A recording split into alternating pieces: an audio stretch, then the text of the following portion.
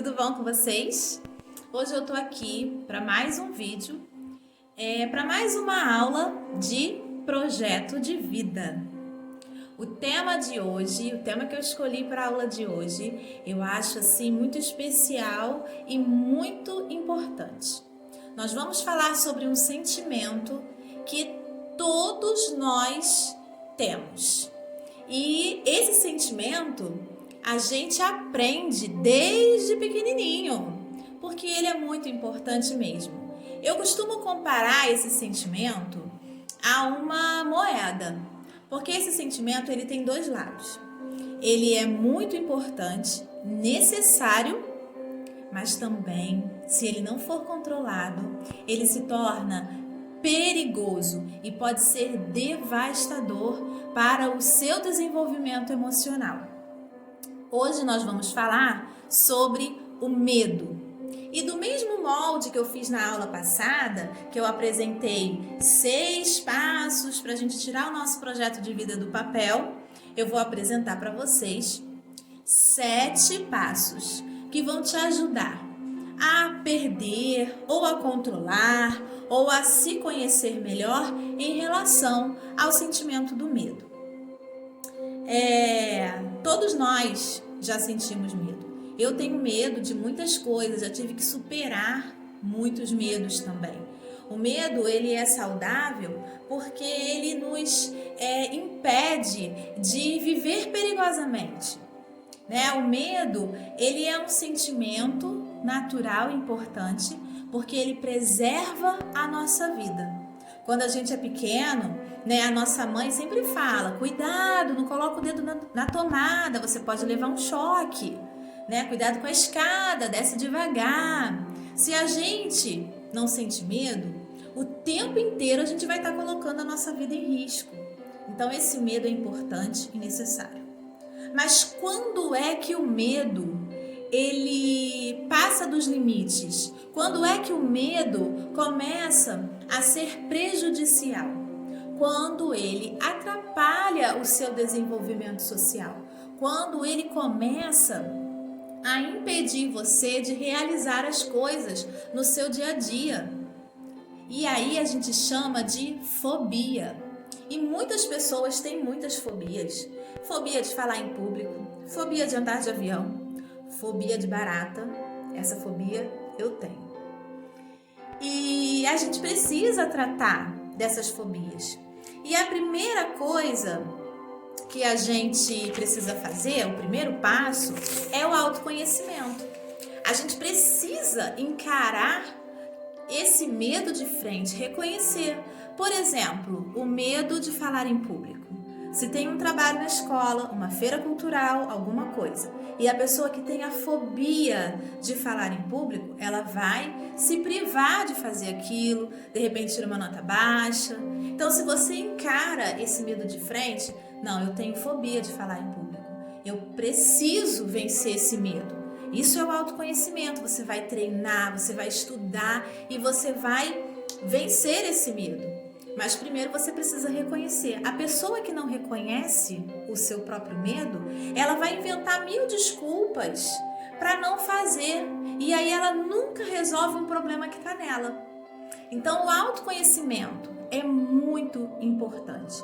O segundo passo, a dica número 2, ela dá um pouquinho de trabalho, mas ela é muito importante e vai desenvolver outras áreas na sua vida também. E você pode usar isso não só em relação ao medo, mas em relação a tudo. Que é anotar. A gente precisa desenvolver esse hábito. Na quarentena agora a gente está com tempo e aí você escreve. Quando você escreve, você tem a oportunidade de organizar os seus pensamentos. Tudo que está aqui dentro da sua cabeça. E aí você vai pensando, refletindo, será que esse meu medo é real? Será que realmente vale a pena eu deixar de fazer uma coisa por isso? E aí você vai se organizando, vai organizando a mente, desacelerando. Isso é muito importante. A gente vive num mundo acelerado, As mensagens são no WhatsApp, abreviadas, escritas de qualquer maneira. E aí quando você pega uma caneta caneta, escreve no diário, né? Você vai exercitar a caligrafia, a ortografia, vai organizar os seus pensamentos e isso vai trazer um alívio no seu coração. Vai ser muito importante para você. Eu vou cortar o vídeo agora. Eu ensinei 2 passos. Faltam 5 no próximo vídeo.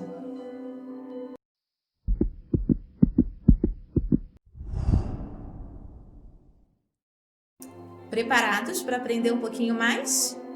Então, agora nós vamos para a dica número 3. A dica número 3 é a minha favorita. Eu pratico todos os dias. Essa daí, quando eu abro o olho de manhã, é a primeira coisa que eu faço. Sabe o que a gente tem que fazer? Nutrir pensamentos bons. Trazer à nossa mente as coisas que nos dão esperança. O medo, às vezes, traz preocupações desnecessárias, ansiedades desnecessárias. Agora, quando você traz à sua mente coisas que vão te dar esperança, você fica otimista, você se torna uma pessoa positiva, você consegue contemplar as coisas belas que todas as manhãs o dia traz para você. Em todos os pequenos detalhes, você vai conseguir ver as coisas bonitas que estão ali diante dos seus olhos. Mas você só consegue fazer isso se você tiver uma mente positiva. E isso você precisa treinar diariamente. Uma vez, eu ainda era pequena, eu vi uma pessoa comparando a nossa vida com uma montanha russa. E eu nunca mais esqueci essa comparação. Primeiro porque eu adoro montanha russa. Toda vez que eu vou no parque, é o primeiro brinquedo que eu quero ir. Porque, para mim, quanto mais radical, melhor. Não tenho medo de montanha russa, adoro. E a montanha russa, nessa ilustração, ela é comparada com a nossa vida. Porque a nossa vida é assim. Ela é cheia de altos e baixos, cheia de emoção. E na montanha-russa você tem uma adrenalina e você naquele brinquedo tem a oportunidade de sentir várias coisas diferentes, né? Quando o carrinho tá subindo, é aquele momento da vida que você tá na euforia, na alegria, você tá olhando pro céu, você vê o sol, você vê a paisagem, você vê o parque inteiro, você levanta a mão, você balança, uau, o carrinho tá subindo, muito bom. Quando chega lá em cima, é o ápice da emoção. Só que ninguém fica lá em cima o tempo todo. Uma hora a montanha-russa desce. E na nossa vida acontece o mesmo. E aí, quando a montanha-russa desce, ela desce acelerada. E a gente dá um desespero, você não sabe aonde se segura, o coração quase vem para fora. A respiração acelera, a gente grita, tem gente que chora, tem gente que dá gargalhada de nervoso. E aí, quando você pensa que acabou, que você já chegou no fundo, logo à frente tem um loop de 360. É aquele momento da vida que você fala, não dá para ficar pior. E você olha para frente e fica pior. Só que o carrinho volta a subir. E assim é a vida. Quando você tem um pensamento positivo, você sabe que a calmaria uma hora acaba, que a tribulação uma hora acaba também. E aí você volta a trazer à tua memória as coisas que te dão esperança, que é aquele momento que você tem certeza que o carrinho volta a subir. E isso é muito bom. Não esqueça, dica número 3, trazer à memória aquilo que te dá esperança. Nada de pensamentos negativos, pessimistas. Isso é muito difícil, isso eu não consigo, isso não é para mim. Não, você pode, você é capaz, você consegue. Seja otimista, sempre. 4, 5, 6 e 7. Já já eu volto e a gente continua falando sobre o medo.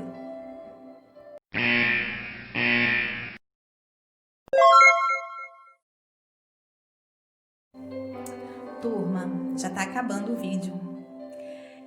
Número 4. Também é bem legal o número 4. Não é fácil, mas é bem necessário. A dica número 4 é a seguinte: ressalte as suas vitórias. Lembra que eu falei sobre o medo de falar em público? Pois é, imagina que você aceitou o desafio de falar em público, numa feira cultural, num trabalho que seja. E aí você falou, gente, como eu tenho muito medo, eu vou ficar com a introdução, vou pegar só um pedacinho assim. E aí você foi para casa, você estudou, você treinou na frente do espelho, você ficou igual um louco andando pela casa estudando. Mas chegou na hora de apresentar o trabalho, você tem medo, você tem pânico de falar em público. Você falou baixo, você gaguejou, esqueceu algumas palavras, se equivocou em algumas ideias, mas você fez.